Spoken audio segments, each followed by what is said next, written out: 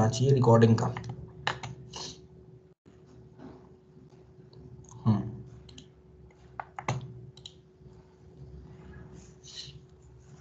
Okay चलिए share करता हूं मैं।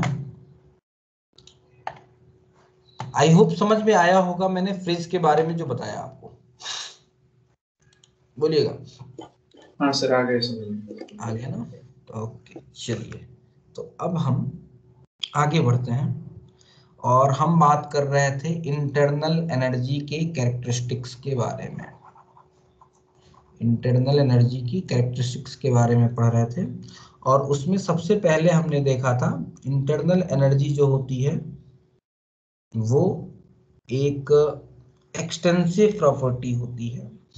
दूसरी बात करें अगर इंटरनल एनर्जी के बारे में, तो इंटरनल एनर्जी एक स्टेट फंक्शन होता है। इंटरनल एनर्जी मतलब क्या हुआ?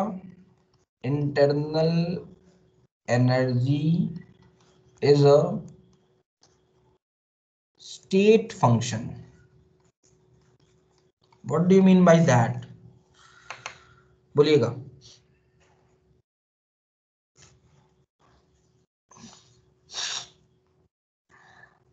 आपने पिज्जा खाया, बर्गर खाया, समोसे खाए, पकौड़ियाँ खाई, बिरयानी खाया,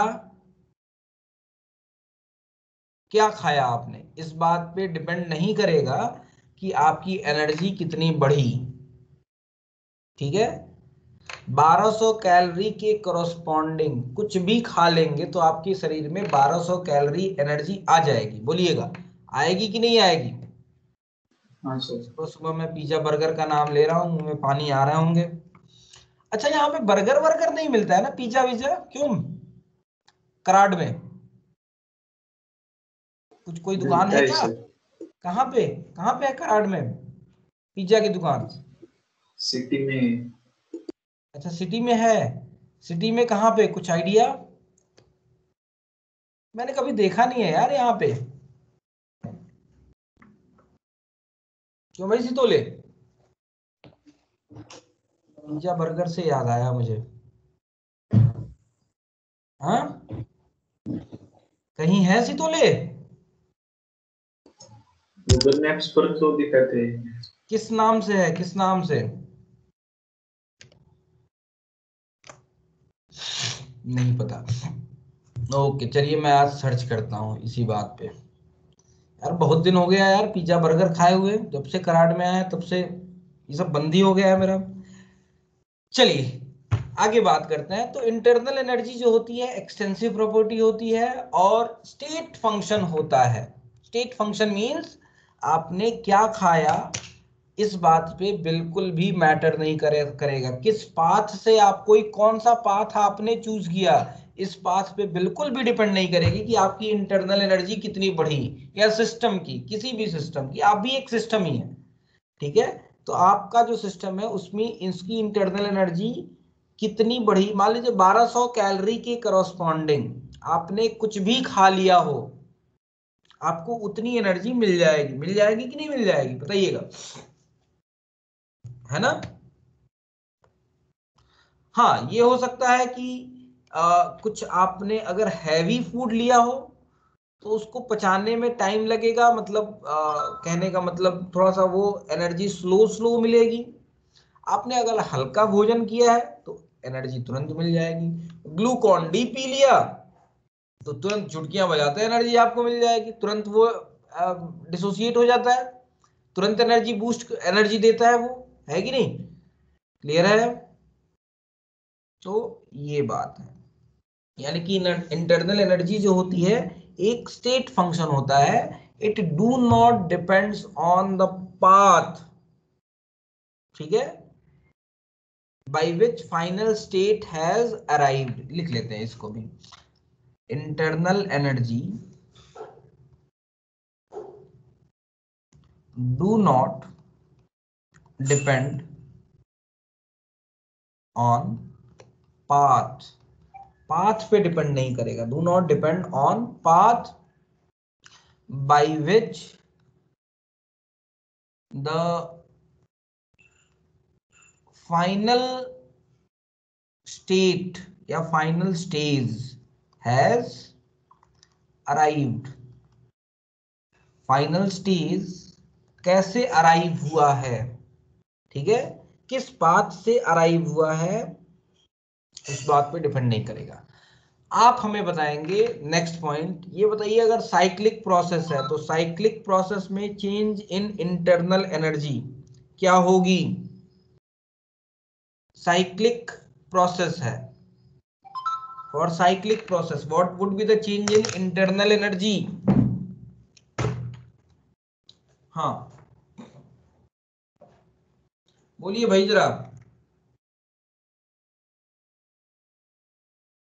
आज कौन सा दिन है, फ्राइडे है, थर्सडे है, थर्सडे है। हाँ बोलिए।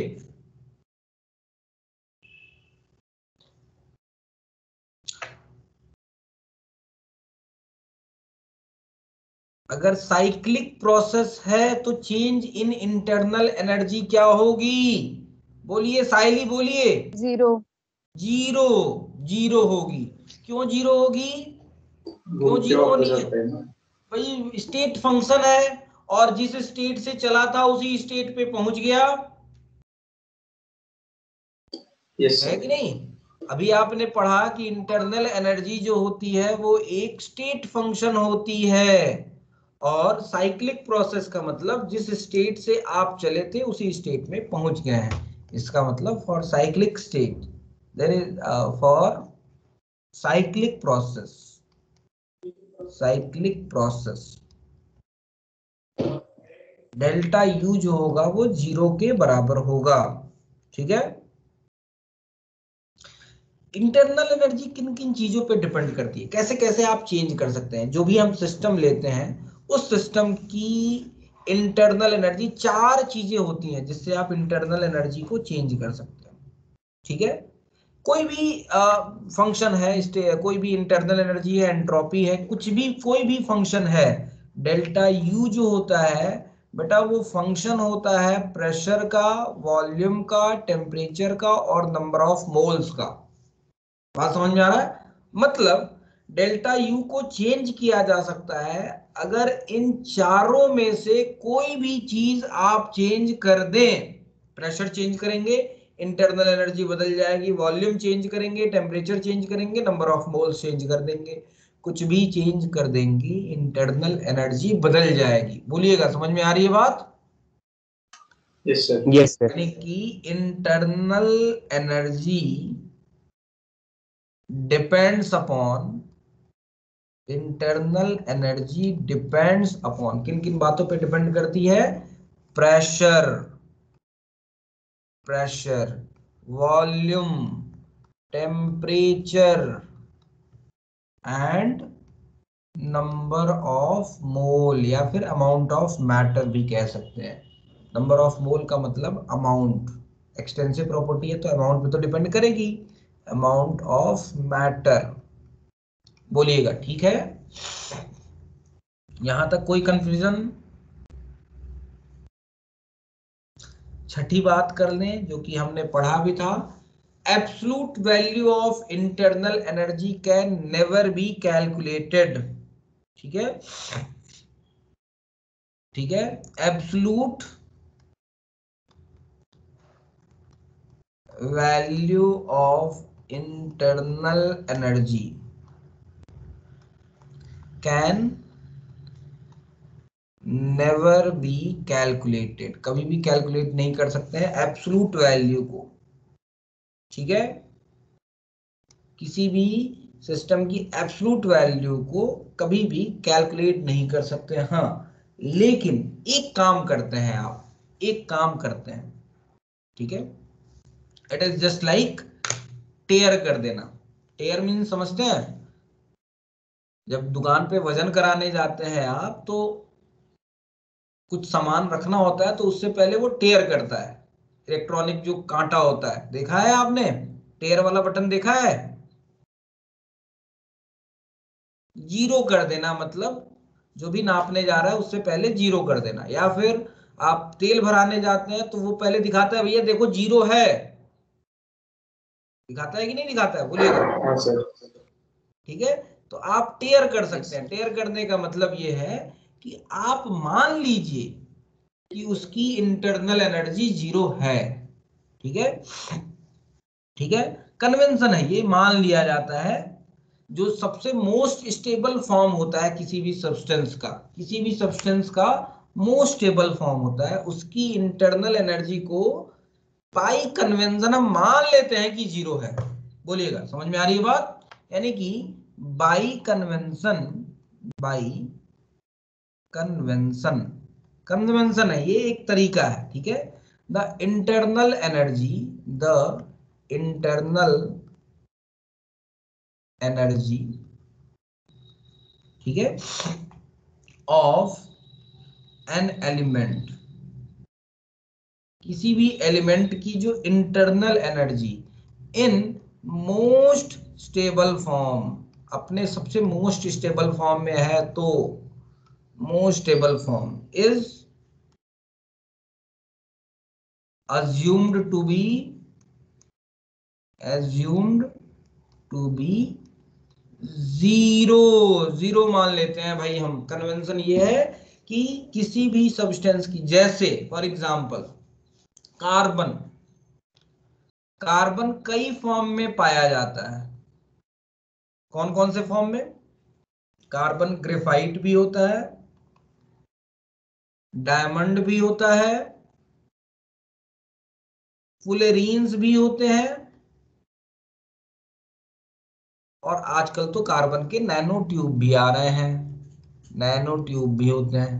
कार्बन जैसे तीन ही कहा जाता है, तीन एलोट्रॉप्स होते हैं कार्बन के, लेकिन आजकल तो चौथा भी बनाया जा चुका है ना। कार्बन नैनो ट्यूब की बातें खूब होती हैं कि नहीं होती हैं? सुना होगा शायद आप लोगों ने। चलिए, तो कार्बन के 4 फॉर्म होते हैं। सबसे ज्यादा स्टेबल फॉर्म कौन सा होता है? किसी को आइडिया? कार्बन का सबसे स्टेबल फॉर्म कौन सा है? बोलिए, कार्बन का सबसे स्टेबल फॉर्म कौन सा है?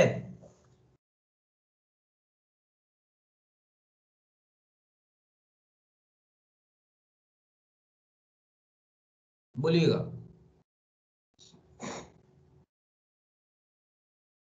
ग्राफाइट।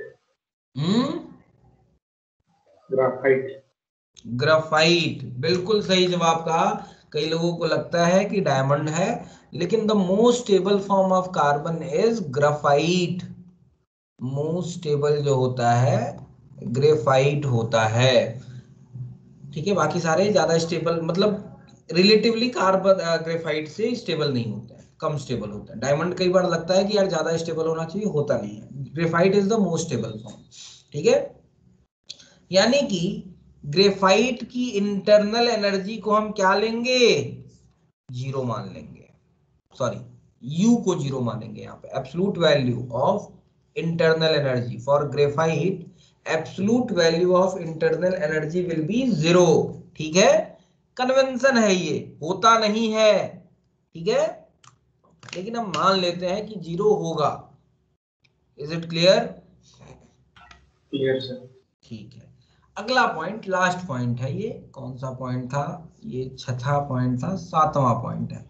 7वें पॉइंट की अगर मैं बात करूं तो 7वां पॉइंट भी बड़ा ही मजेदार है। इसके बारे में थोड़ा सा पढ़ेंगे भी आगे चल के, आप डिटेल में पढ़ेंगे। लेकिन इंटरनल एनर्जी को कैलकुलेट किया जा सकता है, चेंज इन इंटरनल एनर्जी को, चेंज इन इंटरनल एनर्जी को कैलकुलेट किया जा सकता है फॉर्मूले से।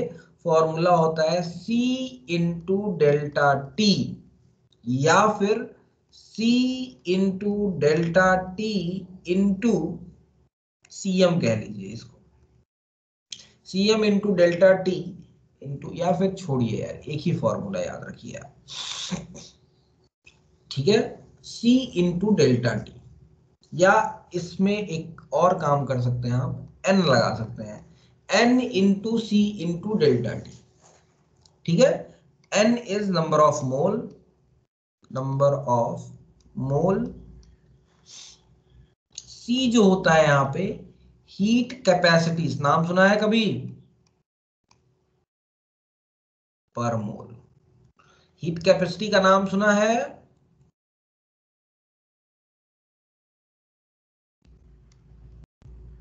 सुना है? नहीं सर। हीट कैपेसिटी होती है 1 मोल सब्सटेंस का टेम्परेचर 1 डिग्री सेंटीग्रेड बढ़ाने पे जो हीट देनी पड़ती है दूध को गर्म करने स्पेसिफिक में। हीट।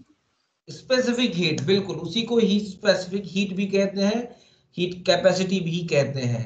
ठीक है, हीट कैपेसिटी पर मोल भी कहते हैं, स्पेसिफिक हीट भी कह लीजिए। ठीक है, स्पेसिफिक हीट भी कह लीजिए, बिल्कुल आप कह सकते हैं स्पेसिफिक हीट, स्पेसिफिक हीट या हीट कैपेसिटी भी कहते हैं। तो सी जो होता है यहाँ पे हीट कैपेसिटी पर मोल होता है। तो डेल्टा यू को निकालने का तरीका जो है, आपका फॉर्मूला जो यूज करते हैं वो ये वाला यूज करते हैं आप, ये वाला फॉर्मूला यूज करते हैं। ठीक है, क्लियर है? क्लियर। ओके, तो ये फॉर्मूला है, इस तरह से आप डेल्टा इंटरनल एनर्जी कैलकुलेट कर सकते हैं। आगे बढ़ते हैं हम, बहुत बातें कर ली हमने इंटरनल एनर्जी के बारे में। अब हमें बात करनी है थोड़ा सा हीट के बारे में पढ़ना है।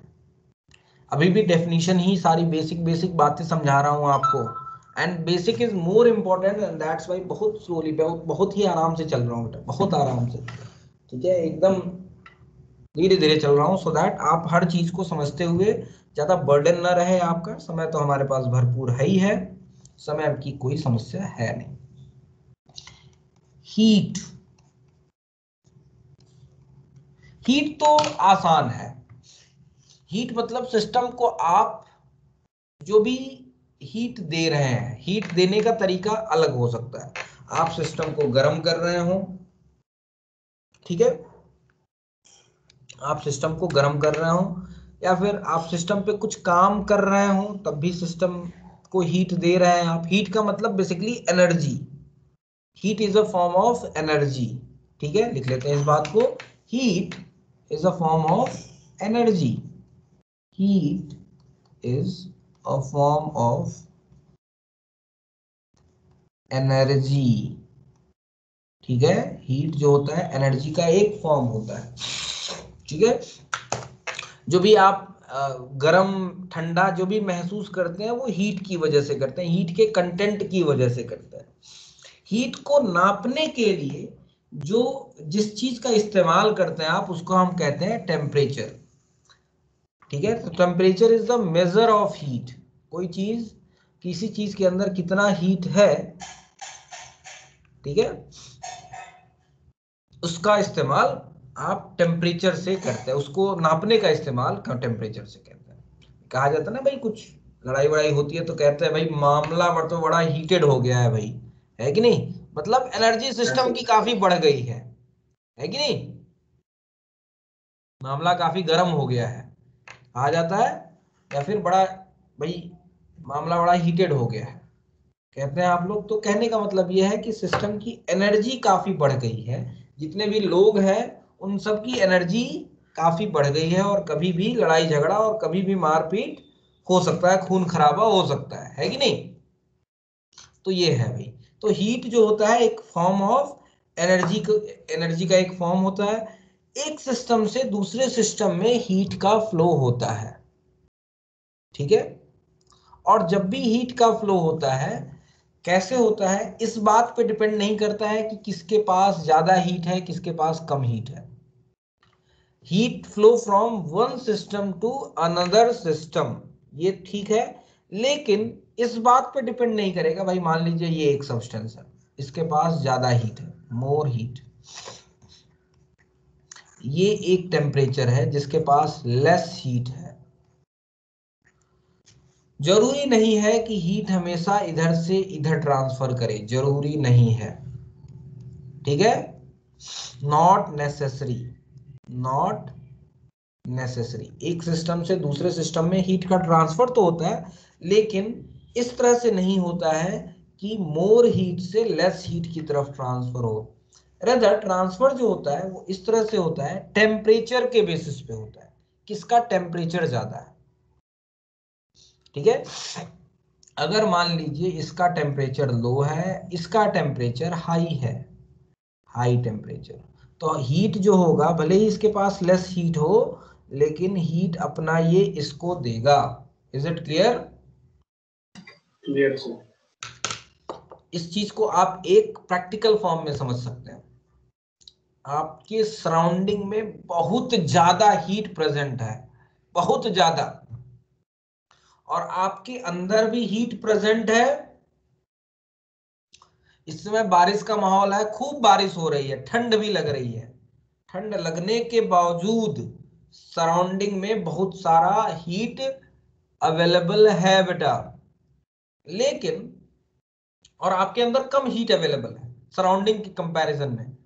लेकिन अगर आप स्वेटर उतार दें अगर हम, तो फिर भी हीट जो होगा, या इनफैक्ट अभी भी हीट बॉडी से सराउंडिंग की तरफ जा रहा है, और that's why we feel cold right now.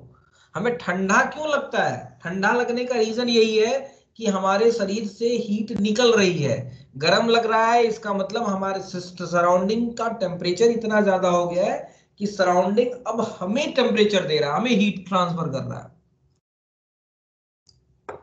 बात समझ में आई? हाँ सर। मत कहने का मतलब ये है कि हमें ठंडा गर्म कब लगता है, इस बात पे लगता है कि हमारे शरीर से हीट निकल रही है या हमारे शरीर में हीट आ रहा है। अगर हमारे शरीर से हीट निकल रहा है तो ठंडा लगेगा, चाहे कितना भी बॉडी टेम्परेचर ज्यादा हो। आप दौड़ लीजिए, खूब दौड़िए, आपका शरीर एकदम गर्म हो जाएगा। लेकिन जैसे एक हवा का झोंका आएगा, इवेपोरेशन होना स्टार्ट हो जाएगा, स्वेट्स का इवेपोरेशन होना शुरू हो जाएगा, और आपको एकदम से तुरंत ठंडी लगने लगेगी। लगेगी कि नहीं लगेगी? भले ही आपका शरीर काफी गर्म है, लेकिन उस समय भी आपको ठंडा लग रहा है। भले ही खूब गर्मी है, फिर भी आपको उस समय ठंडा लग रहा है। फील किया होगा आपने हवा का झोंका? बताइएगा। हाँ सर। है ना? तो कहने का मतलब यह है कि जब पसीना होता है, आपको खूब पसीना हो जाता है, आप वर्कआउट सपोज कीजिए कर रहे हैं, खूब पसीना हो गया, और एक ठंडी हवा की झोंका चल चल गया, उसमें तुरंत आपकी बॉडी से स्वेट का इवेपोरेशन होने लगता है। Sweat evaporation causes cooling. क्यों कॉजेज कूलिंग? क्योंकि इवेपोरेशन से हीट एब्जॉर्ब करता है। हवा का झोंका क्या कर रहा है? वो स्वेट जो है आपकी बॉडी से हीट लेके इवेपोरेट हो रहा है हवा के साथ। हवा ने बस स्वेट को इवेपोरेट होने में मदद की है। स्वेट ने आपकी शरीर की गर्मी से ही हीट लेके इवेपोरेट हुआ है, और शरीर की गर्मी से हीट लिया है अगर, तो आपको आपके शरीर से हीट चूंकि निकल रहा है, इसलिए आपको कैसा फील होगा? ठंडा फील होगा।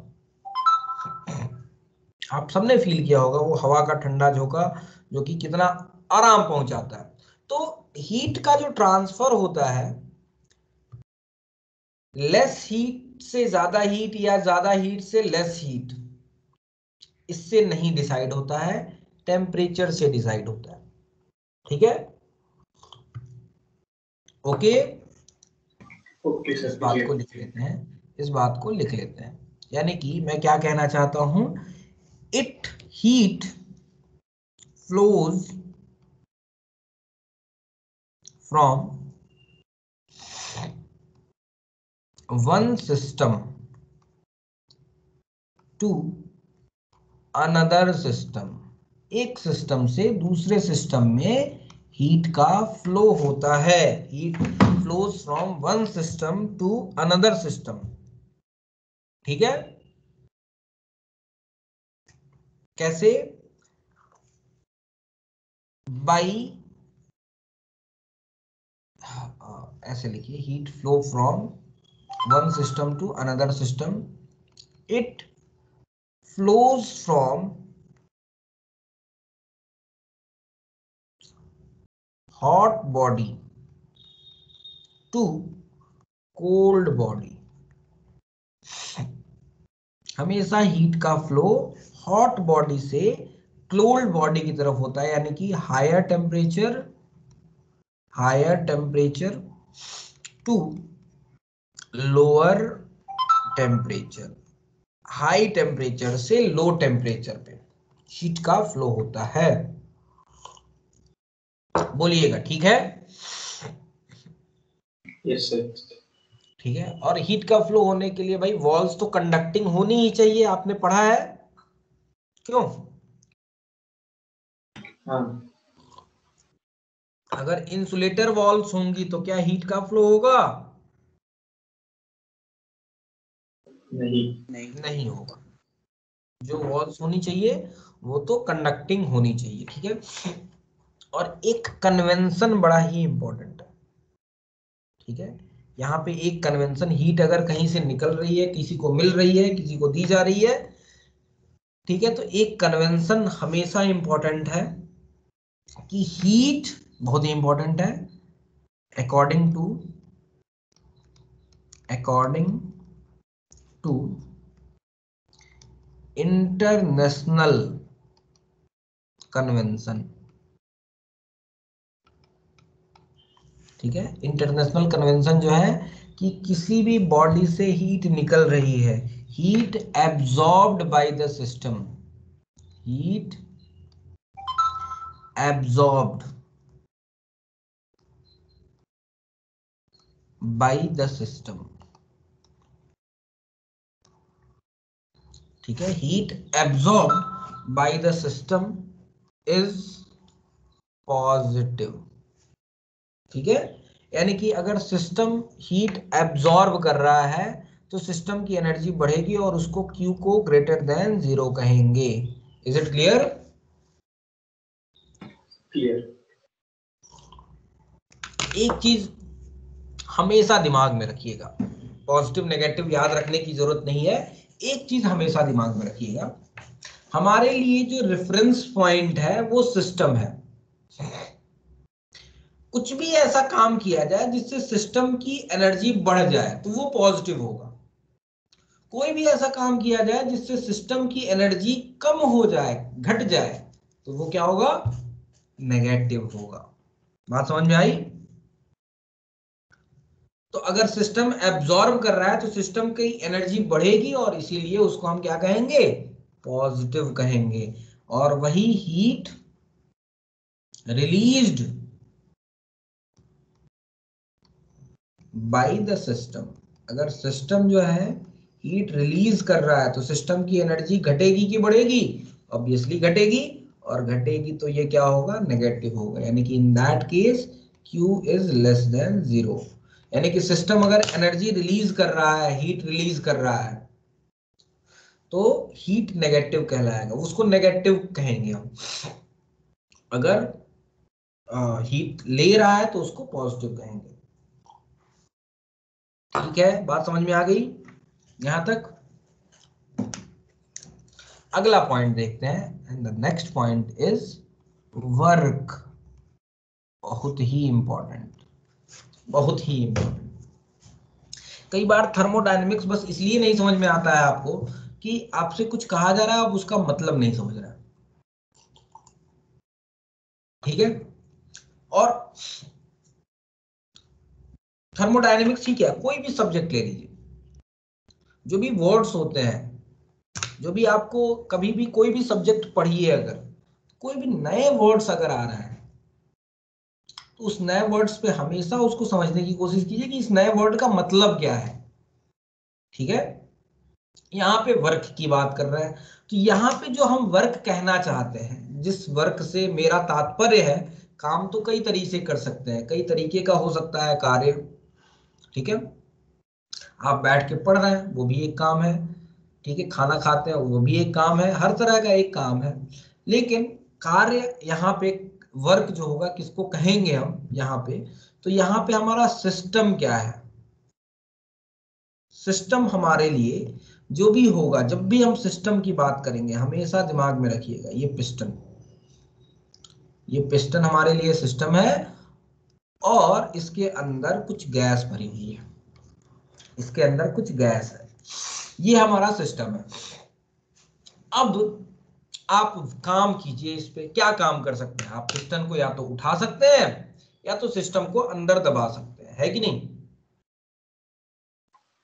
हाँ। हम जो भी सिस्टम लेंगे हमारे लिए यही सिस्टम है। थर्मोडायनेमिक्स में 95% टाइम्स जब भी सिस्टम की बात करेंगे मतलब इसी से होगा, ठीक है। हमेशा जब भी सिस्टम कहा जाए हमेशा दिमाग में ये लगाइएगा, किसी से भी वर्क डन पूछा जाए या फिर कुछ भी कहा जाए हमेशा दिमाग में सिस्टम रखिएगा जरूर, सिस्टम को मत भूल जाइएगा, क्योंकि सिस्टम ही भूल जाएंगे तो आप भूल ही जाएंगे कि काम कौन सा करना है भाई, काम तो कई तरीके का होता है ना।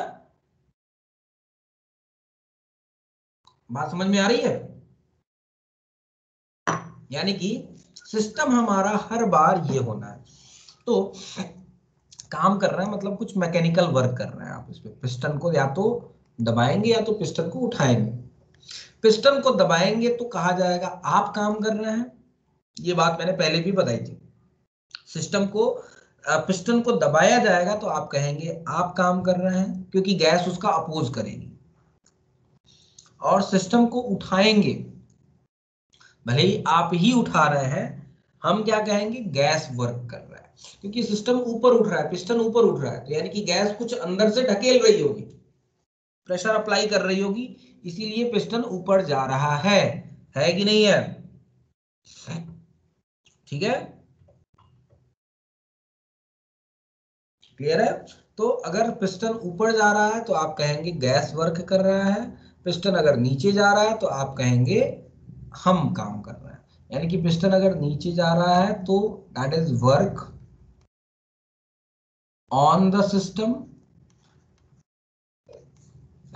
पिस्टन अगर ऊपर जा रहा है तो इसका मतलब work by the system. Is it clear? ठीक है, बोलिएगा बोलिएगा। हाँ सर क्लियर। ठीक है, तो वर्क करने से, सिस्टम में वर्क करने से, यहां भी देखिएगा सिस्टम को आप कहीं ना कहीं एनर्जी का ट्रांसफर कर रहे हैं, work is also a form of energy, है कि नहीं है? और ज्यादा बेटर वे में कहिए तो work is a mode of energy transfer, work is a mode of energy transfer, energy को ट्रांसफर करने का एक मोड है ये, किस तरह से आप एनर्जी को ट्रांसफर करते हैं। किसी सब्जेक्ट पे काम करते हैं आप तो आप एनर्जी यूज करते हैं, उसको एनर्जी देते हैं, है कि नहीं? ठीक है, क्लियर है? अगर यस सर। किसी बॉडी को फिजिक्स में आपने पढ़ा होगा, किसी बॉडी को एक जगह से दूसरे स्थान तक डिस्प्लेस कर रहे हैं आप, यहाँ पे वर्क कर रहे हैं, यस सर। है कि नहीं? और यहाँ पे वर्क डन जो आप कहते हैं किसके बराबर होता है, एफ जो भी फोर्स लगाया इनटू डीएक्स, डीएक्स मतलब डिस्प्लेसमेंट। डिस्प्लेसमेंट, डीएक्स से रिप्रेजेंट कर रहा हूं, अगर स्मॉल आपने डिस्प्लेसमेंट किया तो वर्क डी डब्ल्यू बराबर आप कह सकते हैं एफ डॉट डीएक्स, यस। है ना? ये आपने पढ़ा होगा, ये बात आपने पढ़ी होगी। यहां पे भी आप वर्क कर रहे हैं, फोर्स अप्लाई कर रहे हैं, डिस्प्लेसमेंट हो रहा है, यहां पे भी इसका भी जो वर्क होगा डी डब्ल्यू इस सिस्टम के लिए, वो आप एफ डॉट डी एक्स लिख सकते हैं, लिख सकते हैं कि नहीं लिख सकते हैं? Yes sir. लेकिन समस्या यहां पे ये है इस सिस्टम के लिए, इस फॉर्मूला को लगाने का समस्या ये है कि इस फॉर्मूले में जनरली आप जब भी बात करते हैं प्रेशर की बात करते हैं, यहाँ पे प्रेशर बढ़ाते हैं घटाते हैं और वॉल्यूम चेंज होता है, फोर्स की बात नहीं करते आप यहाँ पे, कितना डिस्प्लेसमेंट हुआ, कितना फोर्स लगाया आपने, यहाँ पे आप उसकी बात नहीं करते हैं, रेदर आप बात करते हैं गैस के प्रेशर की, ठीक है, गैस के प्रेशर की, और कितना वॉल्यूम में चेंज हुआ। इसीलिए इस तरह के वर्क जो यहां पे आप काम कर रहे हैं, इस वर्क को क्या कहेंगे आप, डिस्प्लेसमेंट वर्क, या फिर मैकेनिकल वर्क कहेंगे। मैकेनिकल वर्क तो यहां भी है, लेकिन इस तरह के यहां पे इस सिस्टम में, यानी कि पिस्टन वाले सिस्टम में जो वर्क करते हैं आप, इस वर्क को एक स्पेशल नाम देते हैं, इस वर्क को कहते हैं हम प्रेशर वॉल्यूम वर्क, फोर्स, इसको क्या कहेंगे हम? Force displacement work. बात समझ में आई? फोर्स डिस्प्लेसमेंट वर्क ये होता है, और यहां पे जो वर्क होता है that is pressure volume work होता है। बोलिएगा, समझ में आ रहा है? Yes sir. और ये दोनों जो वर्क आप कर रहे हैं यहाँ पे, ये दोनों वर्क मैकेनिकल वर्क की श्रेणी में आते हैं। वर्क कई तरह के हो सकते हैं। वर्क आपका मैकेनिकल हो सकता है, वर्क आपका इलेक्ट्रिकल हो सकता है, ग्रेविटेशनल वर्क हो सकता है। बात समझ में आया? वर्क कई तरीके के हो सकते हैं। वर्क जो होगा आपका, आप कोई भी काम करते हैं तो मैकेनिकल वर्क हो सकता है, mechanical work, electrical work. Mechanical work में क्या होगा? आप किसी भी सब्सटेंस को एक जगह से दूसरी जगह ले जाएंगे, कोई भी फोर्स अप्लाई कर रहे होंगे जिससे डिस्प्लेसमेंट हो रहा होगा, that is mechanical work. Electrical work क्या होगा? चार्ज पार्टिकल को एक जगह से दूसरी जगह ले जाने के लिए जो वर्क करेंगे, इलेक्ट्रिकल वर्क। एक होता है ग्रेविटेशनल वर्क। ग्रेविटेशनल वर्क ये कौन सा होगा? किसी भी बॉडी को ग्रेविटी के अगेंस्ट या ग्रेविटी के डायरेक्शन में अगर कोई काम कर रहे हैं तो उस वर्क को आप कहेंगे, यानी कि ग्रेविटी जिस तरह से, ग्रेविटी भी तो एक फोर्स है भाई, तो ग्रेविटी अगर फोर्स है तो उसके करस्पॉन्डिंग भी कुछ डिस्प्लेसमेंट हो रहा होगा, ग्रेविटी भी कुछ चीजों को डिस्प्लेस कर रही होगी, और इस तरह से जो वर्क हो रहा है दैट इज ग्रेविटेशनल वर्क। कह लीजिए आपकी जो अर्थ मूव कर रहा है ना, या फिर जो भी प्लैनेट्स मूव कर रहे हैं वो किस वर्क की वजह से मूव कर रहा है? कौन सा वर्क हो रहा है वहां पे? ग्रेविटेशनल वर्क काम कर रहा है कि नहीं? Yes sir. है ना? हालांकि ग्रेविटी एग्जिस्ट करती है कि नहीं करती है, ये भी एक तरह का बहुत बड़ा क्वेश्चन है ये आजकल के समय में। ठीक है, आइंस्टाइन ने बताया था कि ग्रेविटी वेविटी कुछ नहीं होती है। सुना है कि नहीं कभी आप लोगों ने? आइंस्टाइन ने बोला कि ग्रेविटी वेविटी होती ही नहीं है। ये तो जो ग्रेविटी कहते हैं वो एक तरह का स्पेस टाइम डिस्टॉर्शन होता है, उसकी वजह से फोर्स काम करता है। ये ग्रेविटी वेविटी कुछ नहीं होती है। ठीक है, क्या होता है, खैर वो बिल्कुल बहुत ही बड़ी बात है और यहाँ पे बात करने लायक अभी नहीं है, क्योंकि इस पे बात करूंगा तो फिर पता नहीं कहाँ पहुंच जाऊंगा मैं। लेकिन ग्रेविटी एक्चुअली एक बड़ा ही ये है, डिबेटेबल टॉपिक है।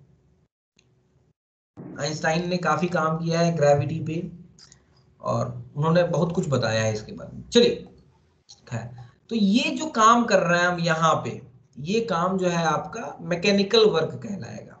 अगर आप फोर्स लगा के डिस्प्लेसमेंट कर रहे हैं तो that is force displacement work. यहाँ भी फोर्स डिस्प्लेसमेंट ही हो रहा है, लेकिन इसको फोर्स डिस्प्लेसमेंट के फॉर्म में हम नहीं लिखते हैं। इसको जब भी लिखते हैं हम, वो प्रेशर वॉल्यूम के फॉर्म में लिखते हैं। प्रेशर बढ़ाएंगे, वॉल्यूम बढ़ेगा घटेगा, है ना? इसलिए पिस्टन पे जो वर्क करते हैं आप, उस वर्क को प्रेशर वॉल्यूम वर्क कहते हैं। बोलिएगा, is it clear? Yes sir. Clear. ठीक है, प्रेशर वॉल्यूम जो वर्क होता है, जैसे जो फोर्स डिस्प्लेसमेंट वर्क है, ये इसका तो formula F into D X होता है। जो प्रेशर वॉल्यूम वर्क होता है उसका formula W is equals to P into DV होगा। P क्रॉस डीवी होता है pressure volume, P into DV. इस वर्क को प्रेशर वॉल्यूम वर्क कहते हैं। अच्छा, अगर दोनों को देखिए तो फॉर्मूला सेम है, फॉर्मूला डिफरेंस नहीं है। कैसे दिखाता हूं मैं? वर्क बराबर मैंने लिखा P क्रॉस डीवी, डीडब्ल्यू को स्मॉल वर्क। प्रेशर को मैं क्या लिख सकता हूं? फोर्स पर unit area into DV, force into DV by area. Change in volume पर यूनिट एरिया क्या होगा? कितना डिस्प्लेसमेंट हुआ है पिस्टन का?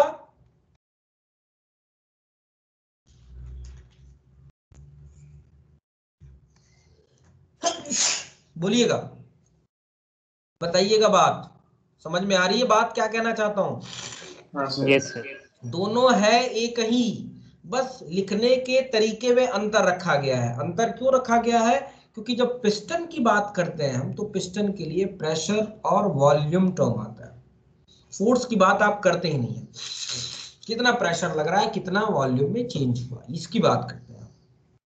बात समझ में आ रहा है? जब डिस्प्लेसमेंट करा रहा है तो कितना फोर्स अप्लाई कर रहा है, कितना ये डिस्प्लेसमेंट हुआ, इसकी बात करते हैं।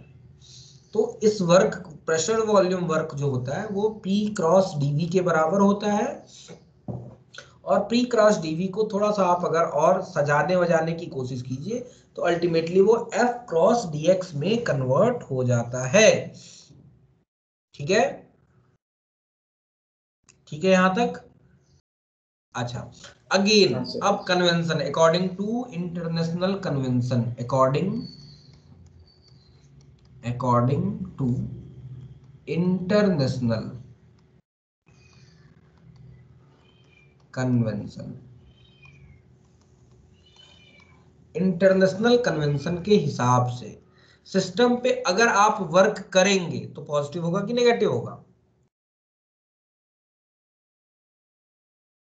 सिस्टम को पे वर्क करेंगे अगर आप, तो सिस्टम को एनर्जी दे रहे होंगे, सिस्टम की एनर्जी बढ़ रही होगी, सिस्टम की यस एनर्जी सर। बढ़ी तो पॉजिटिव। पॉजिटिव। याद नहीं रखना है इस बात को, याद नहीं रखना है। याद रखेंगे तो हमेशा भूल जाएंगे, हमेशा कंफ्यूज होंगे, पॉजिटिव की नेगेटिव। आपके दिमाग में होना चाहिए सिस्टम जो भी काम कर रहा है, कुछ भी कर रहा है सिस्टम पे, उससे सिस्टम की एनर्जी बढ़ी या घटी। सिस्टम की एनर्जी बढ़ गई तो पॉजिटिव, सिस्टम की एनर्जी कम हो गई तो नेगेटिव। यानी कि according to international convention, work done on the system positive होगा कि नेगेटिव होगा?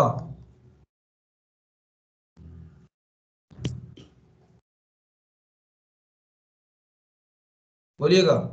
पॉजिटिव। पॉजिटिव। पॉजिटिव होगा। Work done on the system is positive. ठीक है, क्योंकि सिस्टम, जब भी सिस्टम पे वर्क करेंगे तो उसकी एनर्जी बढ़ेगी। और work done by the system, ये क्या होगा? नेगेटिव। नेगेटिव। एक बात आपको और बताऊं, आगे बढ़ने से पहले एक बात और बताऊं, जब भी हम वर्क का फॉर्मूला लिखते हैं, इस कन्वेंशन को ध्यान में रखने के लिए, इस कन्वेंशन को फॉलो करने के लिए, जब भी हम प्रेशर वॉल्यूम वर्क का फॉर्मूला लिखते हैं हमेशा माइनस PdV लिखते हैं। dW is equals to minus PdV। क्यों होता है ऐसा? देखिएगा, अगर आप सिस्टम पे वर्क कर रहे हैं तो पॉजिटिव आना चाहिए ना वर्क, बोलिए। Yes system sir. पे वर्क कर रहा है तो पॉजिटिव आना चाहिए। और सिस्टम पे अगर वर्क कर रहा है, प्रेशर वॉल्यूम वर्क कर रहा है, सिस्टम पे वर्क कर रहा है, तो विजिबल वॉल्यूम बढ़ेगा कि घट जाएगा? सर घट जाएगा। घट जाएगा, बिल्कुल सही कर रहा है, क्योंकि प्रेशर बढ़ा रहे हैं आप। कंप्रेशन होगा, कंप्रेशन होगा तो वॉल्यूम डिक्रीज होगा। यानी कि अगर सिस्टम पे वर्क कर रहे हैं तो डीवी, अगर if work is done on the system, system पे वर्क किया जाए, work is done on the system, system पे वर्क किया जाए, इन दैट केस डीवी जो होगा नेगेटिव होगा। होगा कि नहीं होगा? यस और सर। डीवी को नेगेटिव हो गया तो नेगेटिव इंटू नेगेटिव, इसका मतलब डीडब्ल्यू क्या हो जाएगा? पॉजिटिव। पॉजिटिव होगा। तो यानी कि इस कन्वेंशन को फॉलो करने के लिए हम जो फॉर्मूला लिखते हैं वर्क डन का, dw बराबर माइनस PdV लिखते हैं। अच्छा, यहीं पे और देख लें, अगर if work is done by the system, by the system, अगर सिस्टम वर्क करता है तो एक्सपेंशन होगा, और अगर एक्सपेंशन होगा तो डेल्टा V या dV, change in volume, positive होगा। भाई dV क्या होता है? What do you mean by dV? Change in find the volume. बिल्कुल, change in volume final minus initial.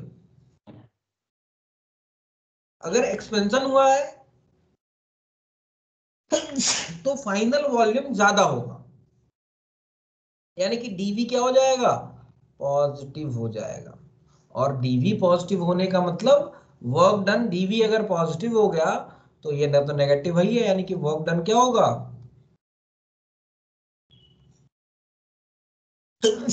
Negative हो जाएगा। Is it clear? यस यानी कि कहने का मतलब ये है कि जो फॉर्मूला वर्क डन का लिखते हैं हम केमिस्ट्री में, कन्वेंशन को फॉलो करने के लिए जो वर्क डन का फॉर्मूला कभी भी लिखेंगे तो डी डब्ल्यू बराबर माइनस पी डीवी, याद रख लीजिएगा। वर्क डन जो होता है माइनस पी डीवी के बराबर होता है। ठीक है, चलिए आई थिंक टाइम हो गया है, आज के लिए इतना ही करते हैं। नेक्स्ट क्लास में हम इसके आगे बात करेंगे। बहुत बहुत धन्यवाद आप लोगों का, thank you so much. Thank you sir. Thank you PDF बेटा। भेज दीजिएगा। हाँ बिल्कुल भेजूंगा बेटा, बिल्कुल बिल्कुल बिल्कुल। Okay, thank you.